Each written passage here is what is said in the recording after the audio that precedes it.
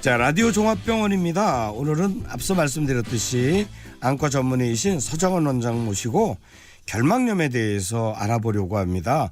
자, 안과 전문의이신 서정원 원장님 반갑습니다. 안녕하세요. 안녕하세요. 예, 최근 들어 결막염이 많이 유행한다는 얘기도 들었는데요. 흔히 듣는 질병이긴 합니다만 결막염이 뭐지? 예, 궁금합니다. 결막이라는 게 결막에 염증이 생겼다는 얘기 아닌가 싶은데 네, 정확히 결막이 하시네요. 어디를 얘기하는 거예요? 네, 말씀하신 것처럼 이제 결막에 염증이 생긴 걸 결막염이라고 하는데 네. 요즘 이 결막염 때문에 이제 방언을 많이 내원하시는데요. 예. 결막이라고 하는 곳은 이제 눈을 봤을 때 눈의 가장 바깥쪽을 덮고 있는 얇고 투명한 약간 점막 조직을 말합니다. 예. 그래서 쉽게 말해서 이제 흰자를 덮고 있는 얇은 막이라고 생각하시면 되는데요. 가끔 약간 흰자를 결막이야 이렇게 하고 헷갈리시는 분이 계시는데 흰자는 공막이라고 그러고요. 네. 공막을 얇게 덮고 있는 점막 조직을 결막이라고 합니다. 우리도 보통 이제 눈동자가 있고 그 가장자리가 이제 저 흰자위가 있잖아요. 네네. 거기를 정확한 얘기는 공막이라고 공막? 하고 네. 그 공막을 얇게 이제 보호하기 위해 뭐가 덮여 있는 게 결막이군요. 네네네. 예. 자, 그러면 결막염이다 하면 이 뭔가 흰자를 공막을 보호해주는 보호체계에 문제가 생긴 거라고 봐야 되지 않습니까? 네네네 맞습니다. 결막은 이제 여러 가지 기능이 있는데요. 그래서 눈물 점액을 형성하고 그리고 눈 표면의 면역 기능을 관장하면서 그리고 세균이나 아니면 외부 물질로부터 눈을 보호하는 기능을 하고 있습니다. 예. 근데 혹시나 이런 외부에 노출되어 있기 때문에 뭐 바이러스라든지 세균이라든지 이런 것들이 또 많이 들어올 수도 있겠죠. 그래서 이런 것들이 들어와서 눈의 결막에 염증을 생기는 것이 이제 결막염이라고 합니다. 예. 결막염에도 여러 종류가 있다고 들었거든요. 네, 조금 전에 말씀드린 것처럼 이제 우리 주위에는 세균도 많이 살고 바이러스, 진균 이런 것들도 많이 살고 있다 보니까 눈에 이제 외부 위험 요인에 많이 노출되어 있는 것이죠. 예. 그래서 이러한 물질들이 눈 안으로 많이 들어오게 되면 염증 반응이 일어나게 되는데 결막염은 크게 이제 바이러스나 세균에 의해 생기는 감염 결막염, 감염. 그리고 외부 여러 가지 물질, 알레르기 물질들에 의해 생기는 알레르기 결막염으로 크게 구분할 수 있습니다. 바이러스나 세균에 의한 감염 결막염이 있고 알레르기 물질에 의해 생기는 알레르기 결막염이 있다 이 말씀이신데요. 우선 그러면 감염성 결막염 이건 어떻게 생기는 건지 좀 짚어볼까요? 네네. 면역력이 떨어지게 되면 이제 결막이 이제 방어할 수 있는 능력이 많이 떨어지게 되죠. 그래서 바이러스나 세균 같은 외부 물질이 들어오게 되면 감염성 결막염이 생길 수 있습니다. 예. 그래서 이 중에서 이제 흔히 알고 계시는 바이러스 결막염, 바이러스로 인해 생기는 결막염을 요즘 흔히 얘기하는 유행성 눈병으로 생각하시면 됩니다. 그래서 요즘 많이 유행하면서 이제 접촉을 통해서 전염도 잘 되고요. 그래서 여름철처럼 더운 시기에는 접촉이나 외부 활동이 많기 때문에 이런 시기에 더 예방을 더 중요하게 생각됩니다. 예.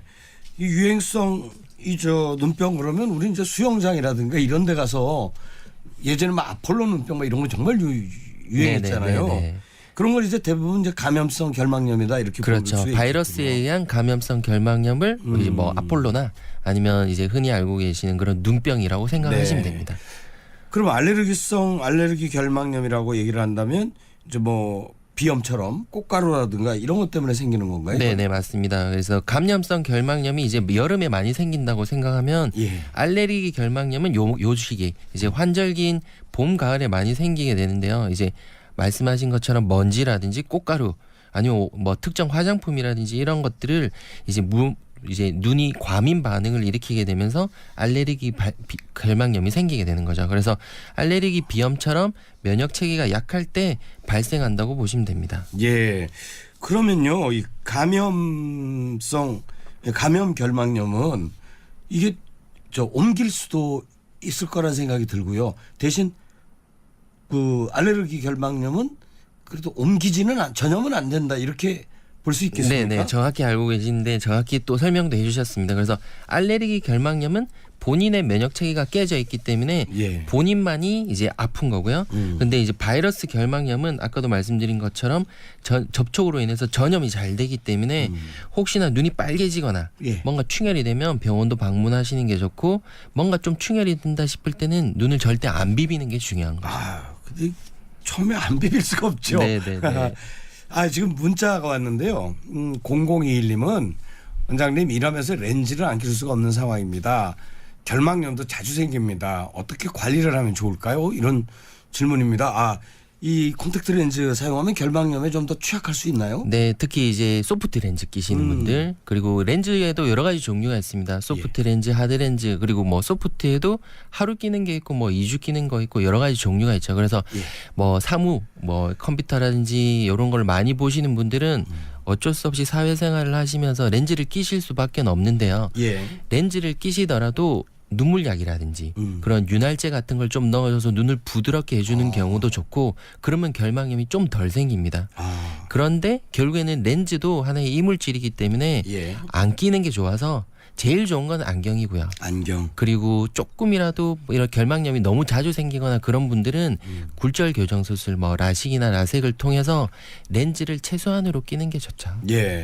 지금 렌즈를 최소한 끼는 게 좋다 이렇게 말씀하셨는데, 지금 그럼 0021님 같은 경우에 렌즈를 안 낄 수 없는 상황이라면 렌즈를 조금 껴라. 네, 조금 끼는 게 좋은데 소프트 렌즈에서 하드 렌즈로 가는 게 좋습니다. 하드 일단은 제일 첫 번째 이제 해결 방법은 하드 렌즈는 산소 투과율이 높기 때문에 하드 렌즈로 가시는 게 좋고, 하드 렌즈로도 안 된다면 결국에는 우리 눈물약을 자주 넣어주는 방법, 그리고 항상 촉촉하게, 그리고 렌즈 끼는 시간을 최소한으로 이제 사무직이나 그럴 때만 끼시는 게 제일 좋죠. 그리고 5690님은 저도 눈이 자꾸 눈썹에 찌르는데 그것도 결막염인가요? 그러니까 이분 얘기는 눈썹에 왜 눈이 자꾸 찔리는 분 있잖아요. 이래도 결막염이 생길 수 있는 건지. 네, 말씀하신 게 맞고요.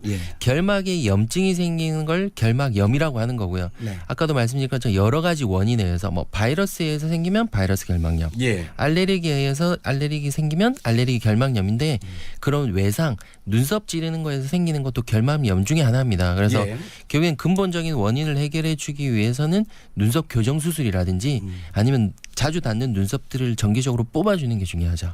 그것도 결막염 중에 하나입니다. 그럼 눈이 빨갛게 충혈된다고 거울 탁 들여다보고 나 결막염인가 봐 이렇게 할 수는 없을 것 같은데, 결막염 스스로 자가 진단할 때 어떻게 보면 이게 결막염이다 좀 의심하고 병원을 찾아가야 될까요? 네, 말씀하신 것처럼 눈이 빨개지면 일단은 뭔가를 의심을 해야 되는데 초기에는 이게 감별이 어렵습니다. 그래서 전문이지만 초반에는 감별이 어렵지만 처음에 눈곱이 좀 많이 낀다든지 아니면 간지러운 이상 증상이 생기면 빨리 병원을 방문하는 것이 중요합니다. 그래서 초기에 이런 결막염이 다른 증상이랑 좀 동반돼서 많이 오는 경우가 많아서 본인이 직접 진단하는 것은 좀 어렵죠. 그래서 병원을 방문하면 뭐 세균등 정밀 검사라든지 안과 검진을 통해서 검진이 가능하고요.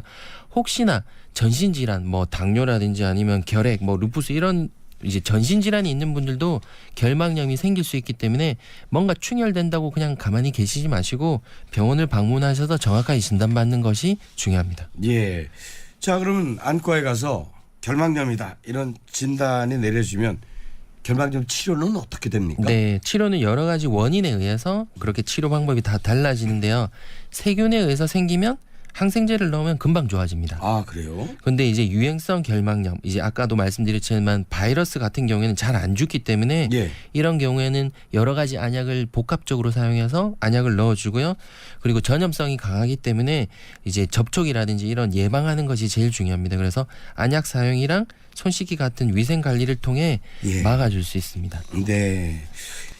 결막염 예방하기 위해서는 어떻게 하면 될까요? 네, 특히 이제 감염성 바이러스 결막염은 접촉을 통해서 이제 쉽게 전염이 되기 때문에 주위 사람한테 옮기지 않는 것이 중요하고 발병하면 한 2주 정도는 잠복기가 있습니다. 그래서 2주 정도는 손 씻기도 잘하고 그리고 이제 본인이 사용하는 그런 수건 같은 경우는 다른 사람이 안 사용하도록 하는 것이 중요합니다. 그리고 제일 중요한 거는 눈을 만지지 말고 항상 손을 잘 씻는 습관만 가지시더라도 결막염, 유행성 결막염은 예방이 충분히 가능하다고 생각됩니다.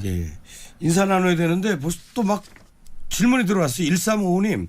포도막염이란 진단을 받고 약을 먹고 있는데 먹을 땐 좋아졌다가 약을 끊으면 재발하는데 어떻게 관리해야 되나요? 이런 내용입니다. 네, 포도막염은 결막염이랑 다르게 포도막에 생기는 염증을 말합니다. 눈의 구조상 눈 안쪽에서 생기는 것을 말하는데요.